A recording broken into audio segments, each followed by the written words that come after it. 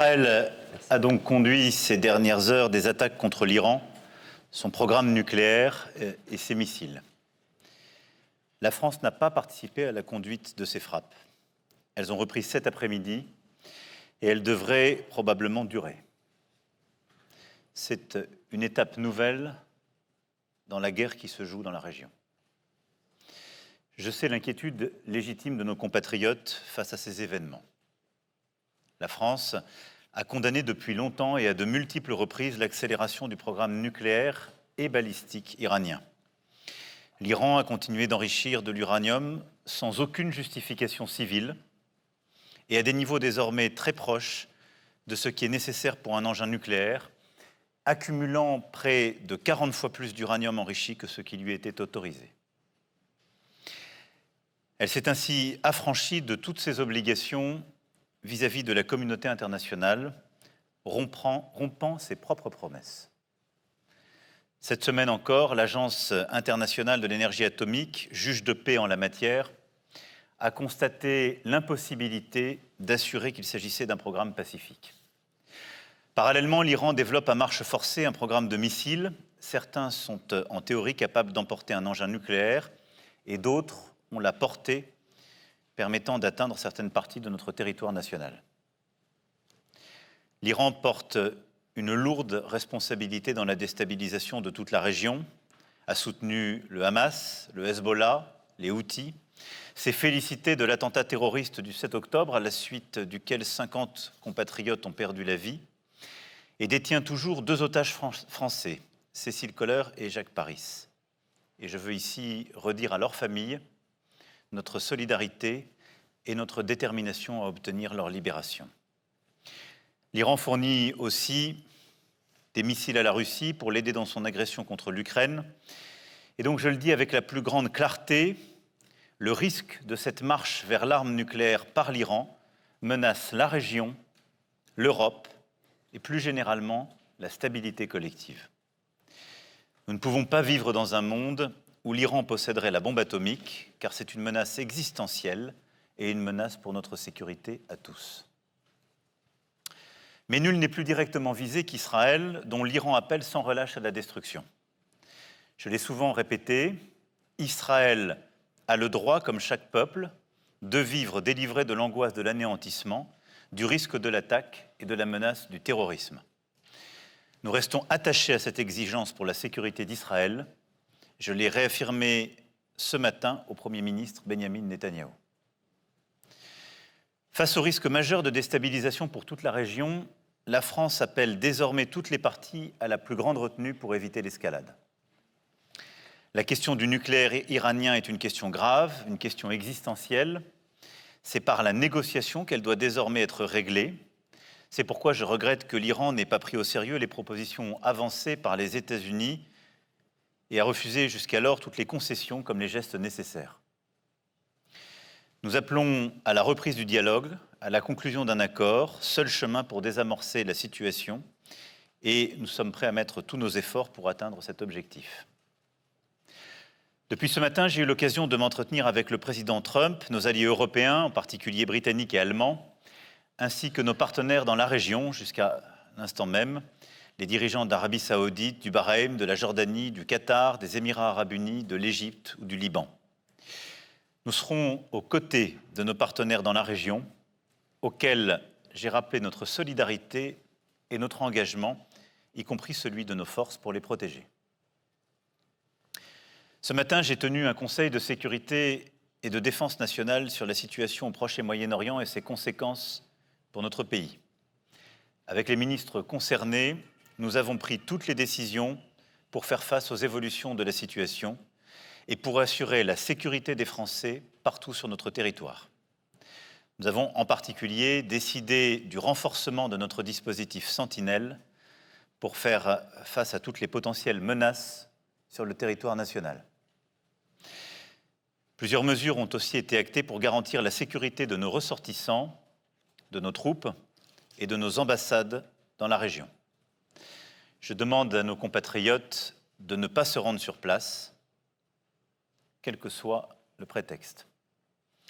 Notre dispositif militaire dans la région est quant à lui en alerte. Mesdames et messieurs, ces événements de la nuit et ce que je viens de rappeler sont évidemment à remettre dans la perspective du conflit plus large qui se joue dans la région et l'histoire plus longue, et en particulier depuis les attaques terroristes du 7 octobre 2023 et la guerre en cours à Gaza. Et ces dernières heures ne doivent pas nous détourner de la nécessité d'établir un cessez-le-feu permanent à Gaza, assorti de la libération de tous les otages et d'une aide massive à la population palestinienne soumise à un blocus humanitaire injustifiable. Je viens ici de rappeler tout ce que nous avons à faire et la gravité de la situation depuis cette nuit, mais ceci en aucun cas ne doit nous faire oublier Gaza. Les efforts pour établir le cessez-le-feu, rompu depuis le 1er mars, n'ont à ce stade pas abouti. Pourquoi ?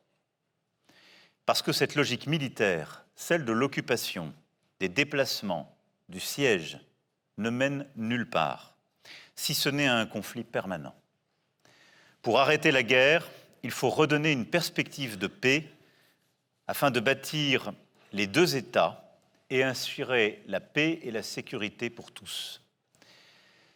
C'est ce que porte la France depuis le 7 octobre, fidèle en cela à son engagement historique. Et c'est aussi le rappel qu'une vie vaut une vie. Et que pour la France, il n'y a pas de double standard. C'est par cette exigence que seront restaurées la paix et la sécurité régionale. Aujourd'hui, à Paris, la société civile israélienne et la société civile palestinienne étaient venues porter ce message, et je regarde leur engagement avec espérance. Elles se sont réunies au Conseil économique, social et environnemental et ont remis au ministre des Affaires étrangères un appel à l'action, l'appel de Paris, auquel je compte désormais donner suite. Ces voix soutiennent en particulier l'initiative annoncée avec le prince héritier d'Arabie saoudite pour relancer la création d'un État palestinien et la pleine intégration d'Israël au Moyen-Orient, qui se traduira par une conférence internationale sous l'égide des Nations Unies à New York. Les objectifs que nous poursuivons à travers cette conférence internationale co-organisée avec l'Arabie saoudite sont les suivants. En premier lieu, sécuriser la libération des otages et permettre l'arrivée dans la bande de Gaza d'une aide humanitaire massive. Ensuite, consolider le cessez-le-feu le plus durable possible. Troisièmement, enclencher un processus politique qui se substitue aux armes et qui permette d'obtenir une réforme de l'autorité palestinienne et la mise en place d'une administration sous l'autorité palestinienne dans la bande de Gaza, excluant le Hamas qui doit être désarmé. L'objectif, c'est donc un État palestinien démilitarisé, reconnaissant l'existence et la sécurité d'Israël, qui doit recevoir le soutien d'une mission internationale de stabilisation. C'est le préalable indispensable à l'intégration régionale d'Israël et à l'établissement de sa reconnaissance mutuelle. Si nous devons décaler la tenue de cette conférence pour des raisons logistiques et sécuritaires, dans la mesure où les dirigeants de l'autorité palestinienne ne peuvent rejoindre les Nations Unies, elle aura lieu au plus vite. Et dès les prochains jours, en lien évidemment avec les dirigeants de la région et plus particulièrement avec l'Arabie saoudite, une date sera refixée. Ce report ne saurait remettre en cause notre détermination à avancer vers la mise en œuvre de la solution des deux États, quelles que soient les circonstances. J'ai dit ma détermination à reconnaître l'État de Palestine. Elle est entière et c'est une décision souveraine. En ces heures, l'urgence d'un Moyen-Orient en paix est d'autant plus grande. Je mettrai à profit les grandes échéances des prochains jours et notamment le sommet du G7 dès la semaine prochaine pour rapprocher les points de vue de nos partenaires, nous concerter plus avant avec les États-Unis d'Amérique et avancer dans ce sens. Chaque jour, chaque heure, la France agit pour la paix et la sécurité pour tous au Moyen-Orient. Je vous remercie et je vais maintenant répondre à vos questions. Francesco Fontemaggi pour l'agence France Presse. Vous avez détaillé l'état d'avancement du programme nucléaire iranien. Est-ce que, selon les renseignements que vous avez, cet état d'avancement, à quel délai est-il de la fabrication d'une bombe atomique? Est-ce que vous avez quelque chose de plus précis à nous dire là-dessus? Et donc, si je comprends bien votre démonstration, ces renseignements que vous aviez, en tout cas cet état d'avancement, justifiaient l'opération menée cette nuit et encore aujourd'hui par Israël. Est-ce que c'est cela votre conclusion? Et est-ce qu'elle justifie aussi que ces opérations continuent dans la durée, comme vous l'avez dit et comme l'a dit le gouvernement israélien? Et par ailleurs, est-ce que le timing, au moment où tout de même il y avait un effort diplomatique entre les États-Unis et l'Iran, ne fait pas que cette opération vient troubler de possibles avancées diplomatiques? Merci. Les informations que nous avons et que nous partageons avec nos partenaires, ce dont nous disposons aussi des informations de nos partenaires, et je dirais plus encore les informations qui ont été partagées par l'AIEA, l'Agence internationale donc, de l'énergie atomique, qui est en charge du suivi de ce programme, sont plus que préoccupantes. Et c'est sur la base de ces informations que nous avons d'ailleurs eu un vote majoritaire qui a, comme je le disais, qualifié le programme en cours, remis de la pression sur l'Iran et demandé des précisions nouvelles. Et donc oui, l'Iran a poursuivi son programme ces derniers mois, a continué d'enrichir et est proche d'un stade critique, c'est-à-dire le stade qui permet en effet de produire des engins nucléaires et ensuite qui déclenche la mécanique qui permet ensuite, en effet, d'avoir des armes nucléaires. Donc la situation est aujourd'hui très préoccupante à cet égard et ce programme ne répond pas aujourd'hui aux engagements qui avaient été pris naguère par l'Iran elle-même. Pour autant, la voie que la France continue avec constance de poursuivre est une voie diplomatique, c'est-à-dire celle qui consiste à redonner la légitimité à l'AIEA de poursuivre son programme, à demander de suivre l'ensemble des sites d'enrichissement et de revenir à des seuils qui correspondaient aux engagements internationaux. Nous avons été parmi les pays les plus exigeants et les plus constants sur la question du nucléaire iranien comme du balistique iranien, mais nous avons toujours privilégié la voie de la discussion diplomatique et des exigences techniques de l'AIEA plutôt que l'intervention militaire. C'est pourquoi la France n'était pas engagée dans une discussion avec Israël sur ce sujet, et c'est pourquoi la France ne recommandait pas des attaques de la part d'Israël. La situation que je viens de décrire a conduit Israël à prendre cette décision. Est-ce que, pour autant, nous la soutenons, nous avons voulu l'accompagner ou nous l'avons planifié avec eux? La réponse est non. Je rappelais simplement un contexte qui fait que, oui, la situation dans laquelle nous étions entrés était très clairement une menace pour Israël, est une menace pour nous tous. Nous avions privilégié une autre voie.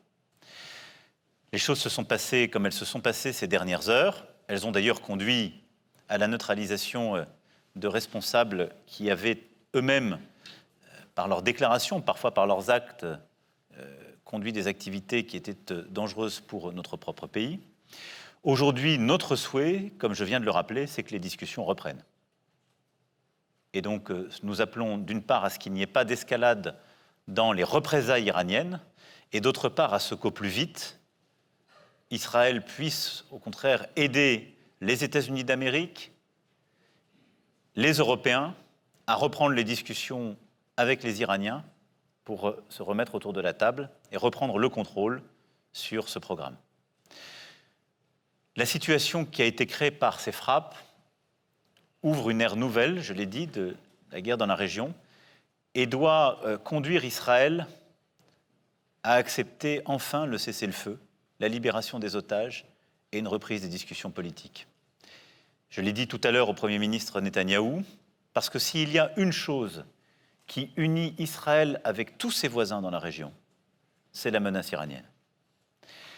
Et puisque celle-ci est redevenue aujourd'hui la priorité, et puisqu'aujourd'hui, les heures, les jours, les semaines qui viennent seront structurés par les risques de riposte et donc évidemment la sécurité d'Israël et de toute la région, plus que jamais, c'est l'intérêt même politique et sécuritaire d'Israël d'acter un cessez-le-feu, d'obtenir la libération des otages par le Hamas et de réenclencher cette dynamique.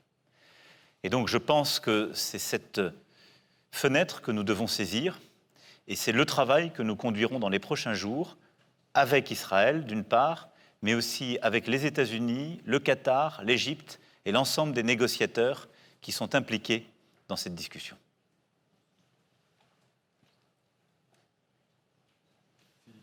Pour Le Monde, Monsieur le Président, bonjour.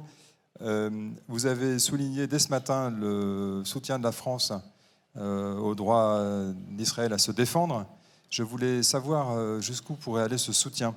Est-ce qu'il s'agit, puisque les forces françaises, comme vous l'avez dit, sont en alerte dans la région, d'aider Israël en cas de riposte massive de l'Iran dans les prochaines heures ou prochains jours? Est-ce qu'il s'agit éventuellement d'accompagner également Israël dans ses opérations offensives sur le territoire iranien? Où est-ce que vous placez la frontière dans le soutien de la France donc à Israël? Et puis, vous parlez de la reprise des négociations que vous appelez de vos voeux. Sous quelle forme? Est-ce que c'est une négociation qui doit continuer dans la forme actuelle, c'est-à-dire entre Washington et Téhéran, ou est-ce que les Européens doivent y être associés dorénavant, puisqu'on a vu que la première phase n'a pas tellement été concluante, les Européens y associés, voire la Chine et la Russie comme au temps du JCPOA? Voilà, merci. Merci beaucoup. Le soutien, celui que nous avons toujours apporté, mais j'ai toujours été clair, ça n'est pas un soutien inconditionnel et sans limite. Et j'ai d'ailleurs été clair lorsqu'il s'est agi de lutter contre le terrorisme du Hamas, que nous avons condamné avec force le 7 octobre dernier. Nous avons soutenu toutes les opérations ciblées d'Israël, sa volonté de très clairement se protéger du terrorisme, mais en aucun cas nous n'avons soutenu les opérations qui mettaient en danger la vie des civils. Et c'est pourquoi nous avons appelé dès la fin octobre 2023 à un cessez-le-feu sur le territoire. Pour ce qui est de l'Iran, nous soutenons la sécurité d'Israël. Et donc si Israël devait être attaqué dans le cadre d'une représaille par l'Iran, la France, compte tenu de ses emprises, et si elle était en situation de le faire, participerait aux opérations de protection et de défense d'Israël. Et j'ai marqué notre disponibilité en ce sens. À l'inverse, je n'envisage aucunement de participer à quelque opération offensive que ce soit. Ça n'est pas notre rôle et ça n'est pas le chemin que nous choisissons, je l'ai déjà dit. Nous sommes pour un chemin diplomatique sur la question du nucléaire et du balistique iranien. Pour ce qui est des négociations de cessez-le-feu, comme des négociations nucléaires et balistiques, je crois en effet à l'efficacité d'impliquer les Européens qui sont des partenaires de confiance. Et nos contacts, comme notre travail, sont permanents.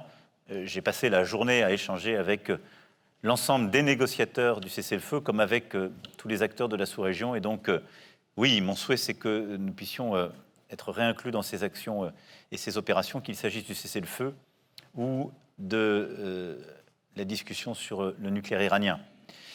Néanmoins, la lucidité me conduit à dire que si je vois une fenêtre rouvrir sur les négociations sur le cessez-le-feu à Gaza, les prochaines heures et les prochains jours seront difficiles pour rouvrir des négociations efficaces avec l'Iran sur la question du nucléaire. Mais nous devons y travailler, nous devons nous engager sur ce sujet.